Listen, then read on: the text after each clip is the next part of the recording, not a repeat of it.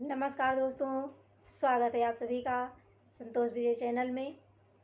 आज मैं आप सभी को करवा चौथ के बारे में कुछ बताना चाहूँगी और उसकी कथा भी सुनाऊँगी।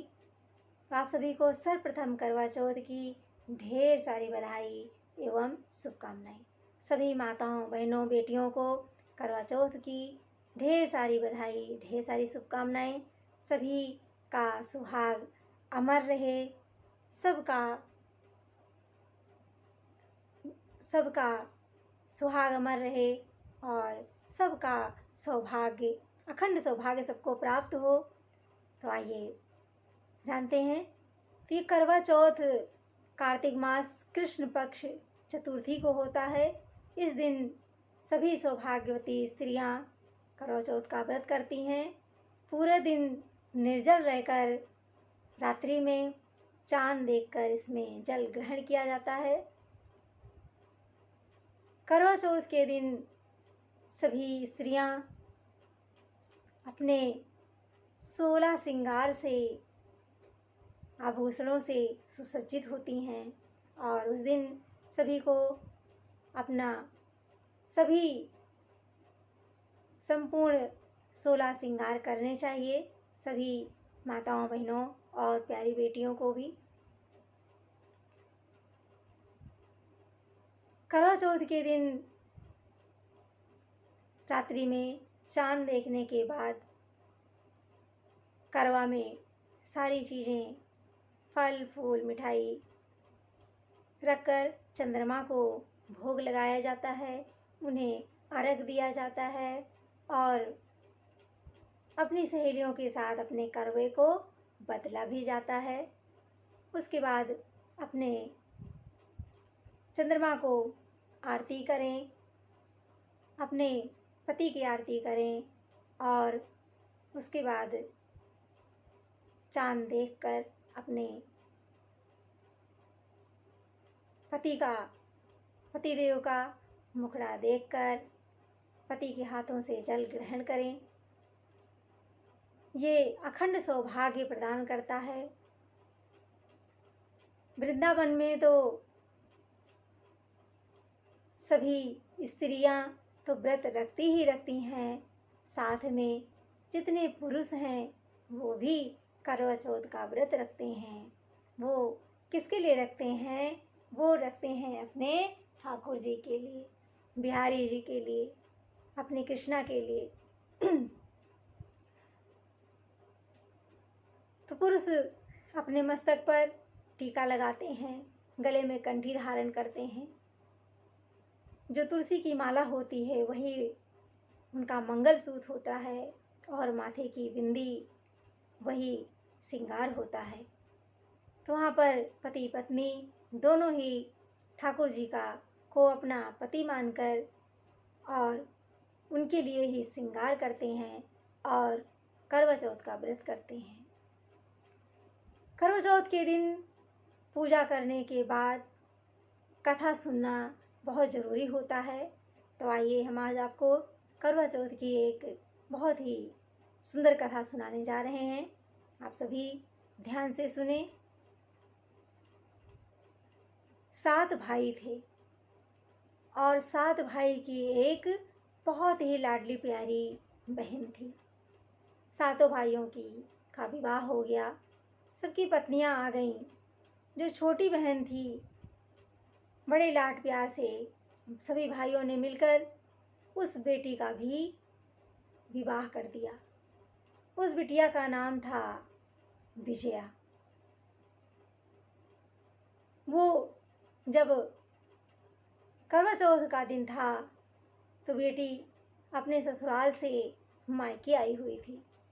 सभी भाभियों ने बड़े ही चाव से करवा चौथ का व्रत रखा था। उस दिन विजया ने भी करवा चौथ का व्रत रखा। सभी भाइयों की बड़ी ही लाडली थी। सभी 7 भाई अपनी छोटी बहन को बहुत लाड प्यार करते थे। उन्होंने सोचा कि हमारी प्यारी छोटी बहन भूखी प्यासी रहेगी, इसे भूख लगेगी। बार बार कहते, बहन तू कुछ खा ले, तू भूखी है, तू भूख लग गई होगी तुझे, तू कुछ खा ले। लेकिन उसने कहा, नहीं भैया, मैं व्रत रखूंगी, मैं भाभी के साथ व्रत रखूंगी, मैं भी रखूंगी। शाम होते होते भाइयों से रहा ना गया और जैसे ही अंधेरा हुआ, सातों भाइयों ने एक योजना बनाई कि चलो भाई, बहन बहुत भूखी है और वो भूख से तड़प रही है, भूख प्यास से, चलो कुछ करो ना, हम लोग उसे कैसे भी उनको पानी पिला देते हैं, नहीं तो हमारी बहन को कुछ हो जाएगा और वो बहुत तड़प रही है, बहुत भूखी है। सातों भाइयों ने मिल करके योजना बनाई। एक भाई नीम के पेड़ पर चढ़ गया और एक चलनी ले ली और चलनी ले करके, और एक भाई ने लोटे में जल ले लिया, पेड़ पर चढ़ गया। एक ने दीपक जलाया, एक ने चलनी ले ली और सब ने ऐसे ऐसे ही चुपचाप गुप्त रूप में चलनी से जो है चांद दिखाया। और दूसरे भाई ने दौड़कर कहा, बहन देख चांद निकल आया, देख बहन चांद निकल आया, चल जल्दी पूजा कर। वो बेचारी बड़ी ही भोली भाली थी, ना समझ थी, उसे ज़्यादा नॉलेज नहीं था, ज्ञान नहीं था। बेचारी भोली लड़की गई और वो चांद की पूजा करने लगी। जैसे ही चांद की पूजा किया, उसे तुरंत किसी का संदेश आया, कि कोई संदेश लेकर आया कि उसके पति की तो मृत्यु हो गई। वो बेचारी रो रो कर व्याकुल होने लगी, बहुत रोने लगी, बड़ी दुखी हुई कि अब क्या करें, कुछ समझ नहीं पाई और भाभियों ने भी नहीं बताया उसे। अब वो बहुत रो रही थी। उसने सोचा कि क्या करें, भागी भागी अपने पति के घर दौड़ी दौड़ी गई। जब वहाँ पहुँची तो वो लोग उसे शमशान लेके जा रहे थे। उसने कहा कि सब लोग मेरे साथ ऐसा मत करो, मेरे पति को कहीं मत लेके जाओ, मुझे दे दो, मेरे पति को मुझे दे दो, मुझे दे दो, उनको मत ले जाओ कहीं।